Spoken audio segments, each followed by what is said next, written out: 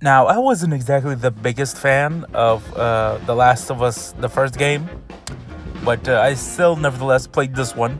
And I gotta say, in some parts, I really enjoyed this game, but in others, well, you read the title, you already know what's gonna happen. So, first, I want to talk about the good things about this game because I am not a complete asshole. And we're gonna start with the freaking music and the graphics and the atmosphere. It's all looks absolutely freaking spectacular. But that's to be expected. It's the end of the PS4's life cycle, so of course it's gonna look freaking spectacular. So I mean, it's a good thing, but of course it's gonna be okay because without it, I don't know, it looks stupid. The next thing I want to talk about is kind of the story. So the story I kind of like, and I also kind of hate. Let me tell you the things that I liked.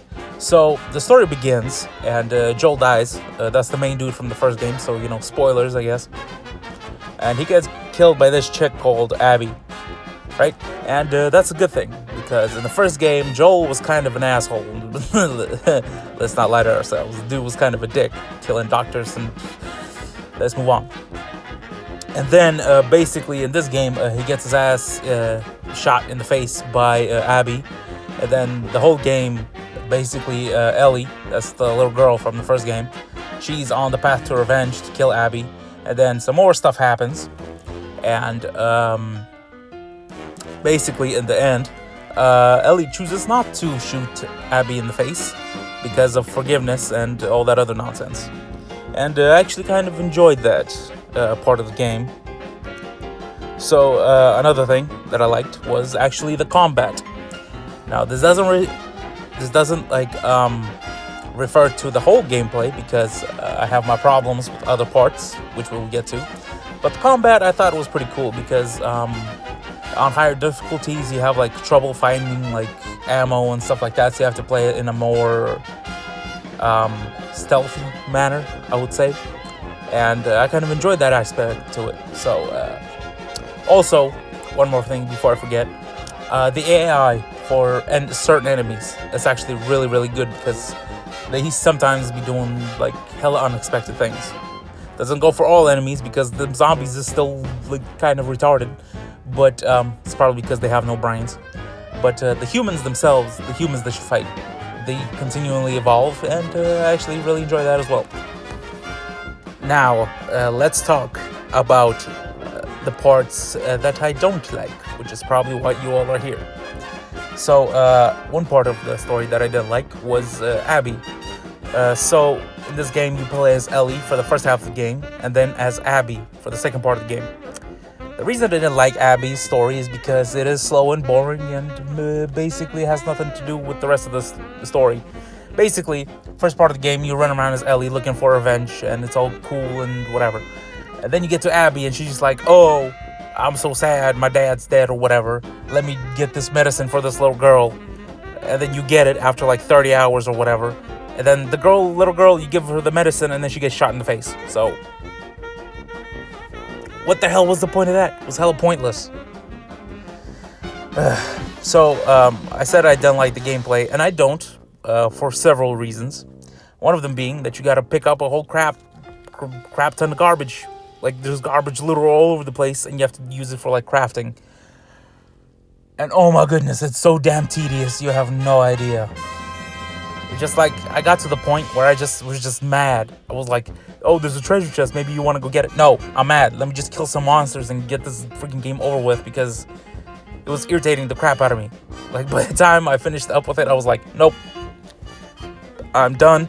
Let me just get to the end of the story because this is freaking ridiculous.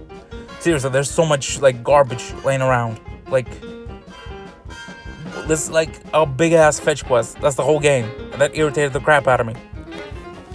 So another fault with this game is the weird tonal shifts because right after Joel dies, this is the biggest one I noticed, is that Joel dies, it's all sad for a second, and then you're back out on the streets just picking up some more garbage, time to get some of that trash gold. I don't know.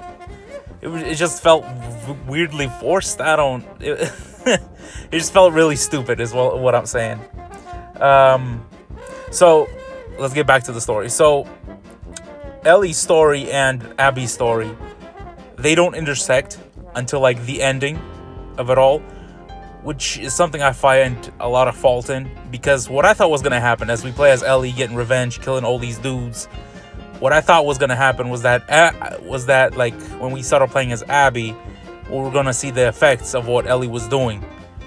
But no, Abby was just off doing her own nonsense and whatever, and they didn't intersect at all. And that's, in my opinion, a very big oversight and kind of a missed opportunity to make it like resonate more. I don't know. It's just my opinion. Also, one more thing about the story. It focuses a lot on flashbacks. If you've ever seen like the film Memento, that's basically what it's like playing this game, because it is freaking ridiculous. I'm serious. Like, this game just keeps jumping freaking timelines like all over the freaking place, and it's hella annoying, right? It's just like, oh, like I just shot this dude in the face, and then in the next cutscene he's like alive. Like, why? What the hell is going on? Why do games keep doing this? This is ridiculously stupid.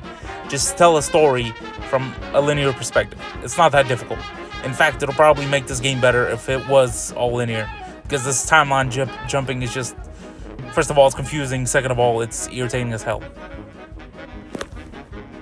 Okay, I know this might be a really weird fact, or not a fact, an opinion of mine to go off on, but I think this game is a bit too big, if that makes any sense. What I mean is the map is a little too big, like the areas you get to explore and stuff, because I got lost, not gonna lie. I got lost a lot of times. I mean, maybe like I'm just a crappy player, like I don't know, but like there's like these like weird ass invisible walls that you like, the game never tells you where the borders are, so you just keep running around in circles, and it's just, I don't know, maybe it's just me, maybe I'm just bitching for no reason, but I don't know, I just found it like to be kind of irritating. I got lost a lot. Maybe that's fault with me, maybe you also experienced this problem, but who knows. And finally, my biggest point of all is that the fact that this game wastes your time. And I don't care if the game is fun to play or not fun to play. The most irritating thing a game or a TV show or a movie can do is waste your time. Because if I'm bored, or if I feel like it's just, dragging on, that's probably the worst thing any medium can ever do. Because, like, even if a game is bad but I'm having fun, it's fine. It's still horrible, but at least I'm having fun. But if a game is boring, that's when it loses me. And this game kind of lost me, I'm not gonna lie. I'm not gonna say that this game is like complete trash or that it's just horrible, because it's not. Graphically speaking and gameplay sort of wise, it's not bad. But it wastes your time. It's also hella expensive, but that's none of my business. So, on that premise alone, it's just that it's very long and a waste of time. I'm not sure that you should get it. I mean, if you're really invested in the story of these characters, then by all means, I guess. But as I said, the story is not 10 out of 10, if you know what I'm saying. So, it's really up to you. For me, this game is like a 6 out of 10. But that's me personally. If you enjoyed this game, please tell me why in the comments. You can also bitch at me down there if you want to. And if you share my opinions, please leave that in the comments as well. And thank you for watching. Goodbye.